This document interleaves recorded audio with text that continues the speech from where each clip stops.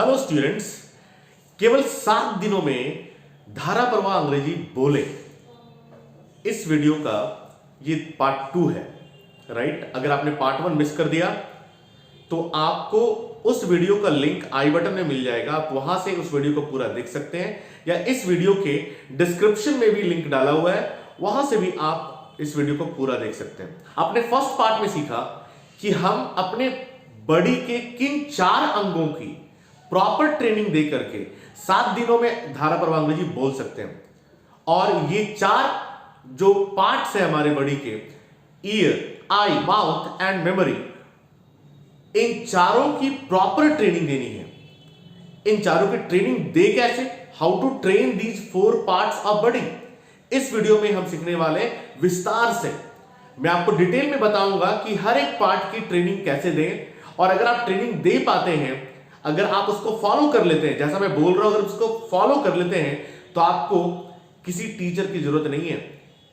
आप बिना किसी टीचर के, बिना किसी कोचिंग के घर बैठे धारा प्रवाह अंग्रेजी बोल सकते हो। और ये चैलेंज आप ले सकते हैं केवल 7 दिनों का, और 7 दिनों में करके दिखा सकते हैं। तो आइए अब वीडियो शुरू करते हैं। अब क्वेश्चन आती है कि हम ट्रेनिंग कैसे दें, how to train our these 4 muscles, इन चारों मसल्स को ट्रेनिंग कैसे दें।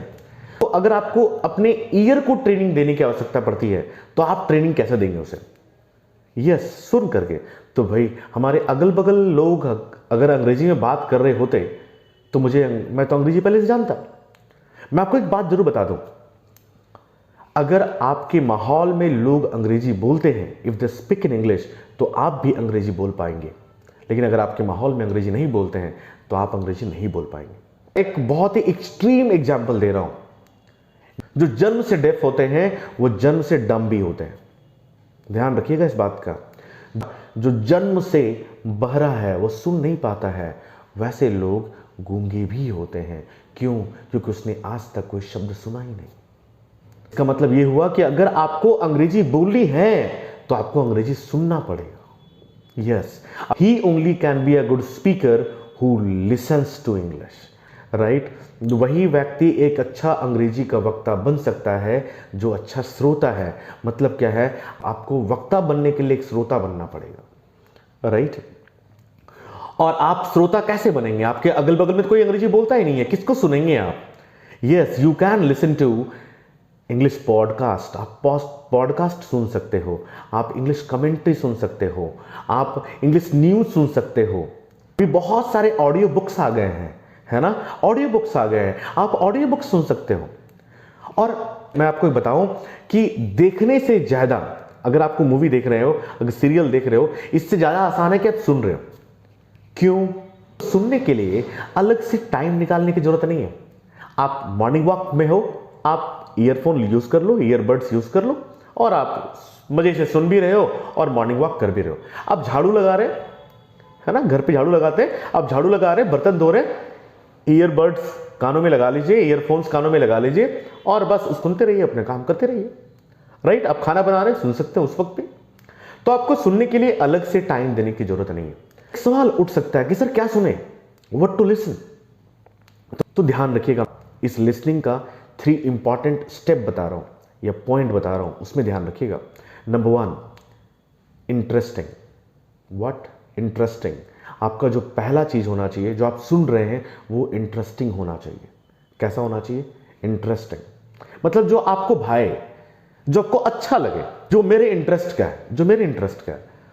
मुझे अगर इंटरेस्ट है जानवरों में तो मैं जानवरों की बातों को सुनूंगा। राइट, उनके बारे में इंफॉर्मेशन लूंगा। अगर मुझे इंटरेस्ट है बहुत ज़्यादा नेचर में तो मैं नेचर की इंफॉर्मेशन को लूंगा। अगर मुझे स्पोर्ट्स में इंटरेस्ट है तो मैं स्पोर्ट्स के इंफॉर्मेशन को सुनूंगा। समझ में आ रही है? जिसमें आपको इंटरेस्ट है आप उसी चीज को सुनिए। तो नंबर 1 हुआ इंटरेस्टिंग, नंबर 2 हुआ इजी। बहुत टफ टू अंडरस्टैंड, जो समझने में बहुत टफ लगे उसको मत सुनिए, क्योंकि आफ्टर ऑल आपको सुनना है और सुनकर समझना है। आपको बहुत सारे ऐसे शब्द मिलेंगे जिस शब्दों का मीनिंग्स आपको पता नहीं है, लेकिन फिर भी अगर उस सुने हुए टॉपिक का आप सार समझ गए तो आपको लगेगा अरे यार समझ में आ रहा है मुझे, है ना। और जब आपको समझ में आने लगेगा, वंस यू स्टार्ट अंडरस्टैंडिंग, तो आपको मजा भी आने लगेगा, आप उसमें रोज सुनेंगे। और थर्ड पॉइंट है डेली। ईयर को ट्रेनिंग उसी चीज से दीजिए जो इंटरेस्टिंग हो, जो इजी हो, और उसे आप डेली करो, राइट। नंबर 2, आंखों को ट्रेनिंग कैसे दें, हाउ टू ट्रेन आईज। देखिए, आंख और कान दोनों को एक साथ ट्रेनिंग दे सकते हैं। क्या करके? मूवीज देख करके, सीरियल्स देख करके, ड्रामा देख करके, है ना, न्यूज चैनल्स देख करके।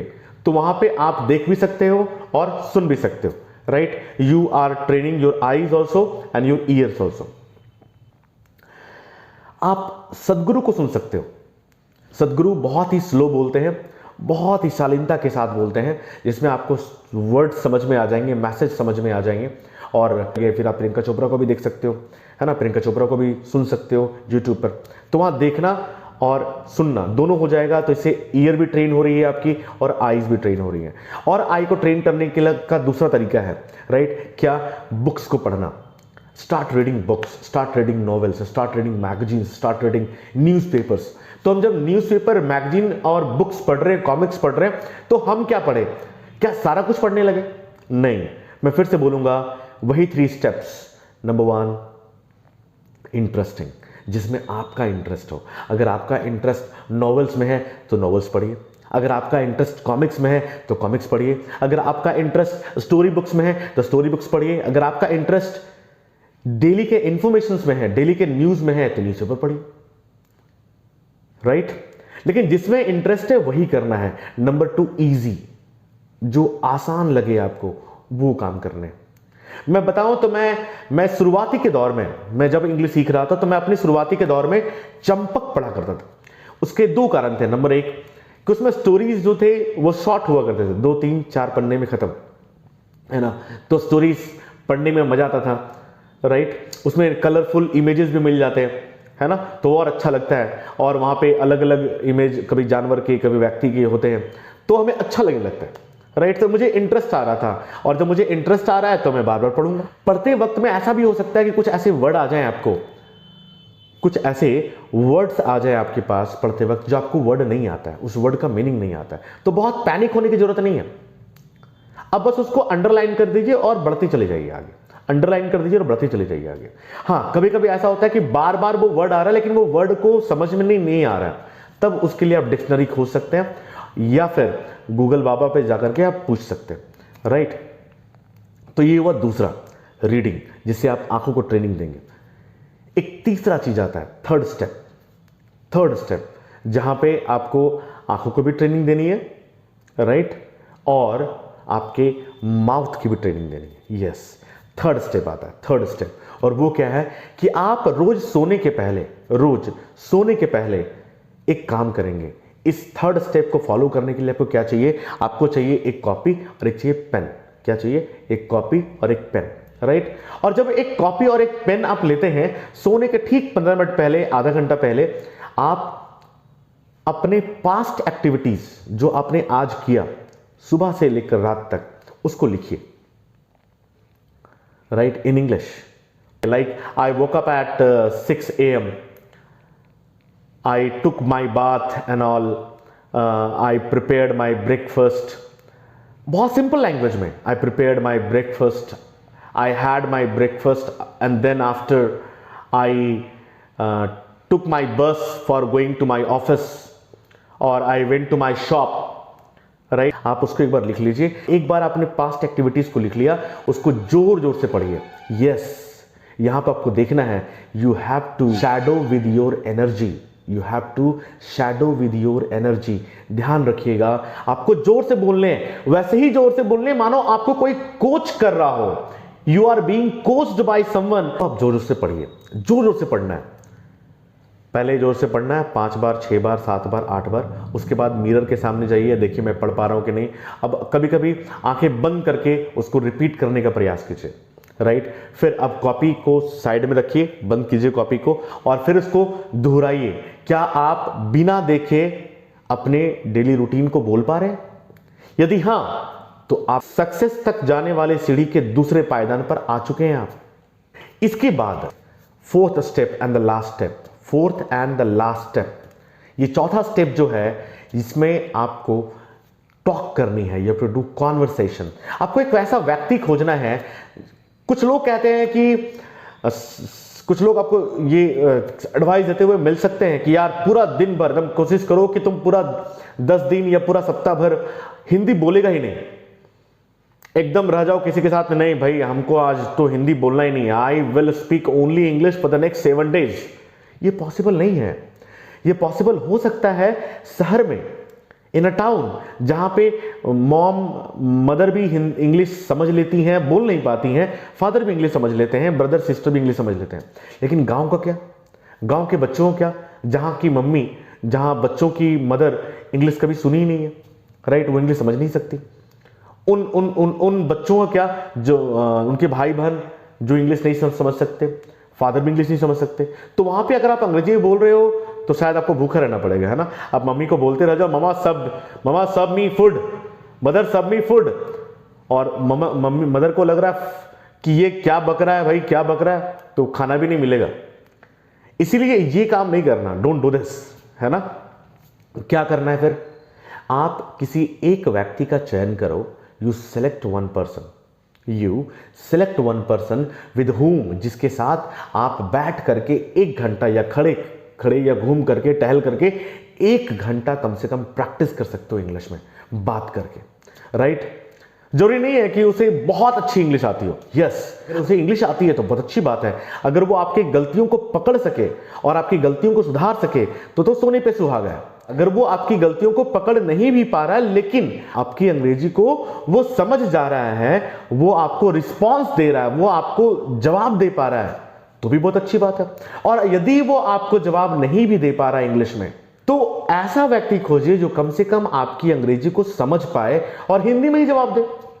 तो वो आपको हिंदी में बोलेगा। लाइक आपने कहा hello mister Ramlal, how are you, तो बोला हाँ भाई मैं तो अच्छा हूं, तुम कैसे हो, तो आप भी रिप्लाई करो या I am good, so what are you doing right now. आपको जवाब दे रहा हिंदी में, कोई बड़ी बात नहीं, कोई बड़ी बात नहीं। ऐसा व्यक्ति तो आप खोज ही सकते हो ना। तो talk, the fourth step is to talk, कम से कम 2 घंटा, 2 hours a day। अगर 2 घंटा भी आप किसी व्यक्ति के साथ कॉन्वर्सेशन कर पा रहे हैं, टॉक्स कर पा रहे हैं, तो बहुत अच्छी बात है। यकीन मानिए आप 1 सप्ताह में आप अंग्रेजी बोलने लगेंगे। लेकिन ऐसा भी हो सकता है कि आपको कोई ऐसा साथी नहीं मिला जिसके साथ में आप 2 घंटा बातचीत कर पाए, उसे अंग्रेजी नहीं आती है, राइट। कोई ऐसा व्यक्ति नहीं मिला आपको, तो क्या हुआ, what will happen, is my dream of speaking English finished? नहीं, अभी भी खत्म नहीं हुआ है। अगर आपको कोई बातचीत करने वाला नहीं मिल रहा है तो आप बोल तो सकते हैं ना। खुद को अपने मोबाइल फोन के सामने ले जाइए, फ्रंट कैमरा को ऑन कीजिए और अपने आप से बात कीजिए कैमरा ऑन करके, राइट। आप उसको बोलिए, आप आईना के सामने भी जाकर के बोल सकते हैं, जोर जोर से बोल सकते हैं। पहला काम। दूसरा जो बहुत ही आसान है और बहुत मजा आएगा, कोई आप पर हंसने नहीं वाला है, उसको अगर आप फॉलो करते हैं तो कोई आप पर नहीं हंसेगा। क्यों नहीं हंसेगा, मैं बता रहा हूं। आप कस्टमर केयर को फोन कीजिए। किसको? कस्टमर केयर को फोन कीजिए। किसका कस्टमर केयर? किसी का भी यार, मोबाइल फोन का कस्टमर केयर होगा, सिम कार्ड का कस्टमर केयर होगा, ऑनलाइन किसी बिजनेस साइट का कस्टमर केयर होगा, है ना, किसी बड़ी कंपनी की कस्टमर केयर होगी। आप वहां पे फोन कीजिए और 1 दबाएं तो हिंदी, 2 दबाएं तो इंग्लिश, तो 2 ही दबाइए, 2 दबाइए, उसको फोन कीजिए। आप अगर गलत भी बोल रहे हैं ना, अगर वो नहीं समझ पाएगा तो आपको बार बार पूछेगा, राइट। और अगर वो समझ गया तो बहुत अच्छी बात है। अगर उसे हंसी भी आएगी ना तो आपके सामने नहीं हंसेगा वो, राइट। आप तो इजीली आप उसके साथ में अंग्रेजी में बात कर सकते हैं। लेकिन ये प्रैक्टिस 10 मिनट के नहीं, आप अलग अलग कस्टमर केयर को फोन कीजिए, पॉइंट तैयार रखिए कि मैं इस बारे में बात करूंगा, इस बारे में बात करूंगा, इस बारे में बात करूंगा, ताकि फोन तुरंत कट नहीं जाए। क्योंकि अगर आप पॉइंट तैयार नहीं रखिएगा तो उसे लगेगा दिमाग मेरा खराब कर रहा है, मैं टाइम वेस्ट कर रहा है, तो फोन काट देगा, है ना। तो आपको कुछ पॉइंट तैयार कर लेने पड़ेंगे, ओके। तो ये 4 स्टेप्स जिससे आप अपने year, eyes, mouth and memory को ट्रेन कर सकते हो और आप ये 7 दिन का चैलेंज लेकर, लेकिन ध्यान देना इसमें सबको 100% फॉलो करना होगा। लिसनिंग कम से कम 2 घंटे होनी चाहिए, राइट। रीडिंग कम से कम 2 घंटे होनी चाहिए। टॉकिंग या स्पीकिंग कम से कम 2 घंटे होनी चाहिए।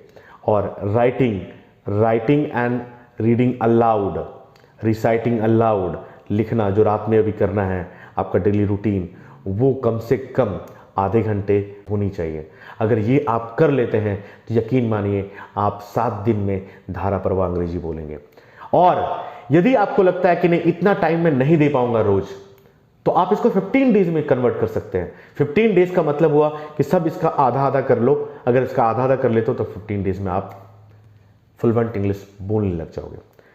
कमेंट में जरूर बताइएगा हमें आपको ये वीडियो कैसा लगा, आपने जो चैलेंज लिया आप उसे कर पा रहे हो कि नहीं, और आप में इंप्रूवमेंट कितना आया।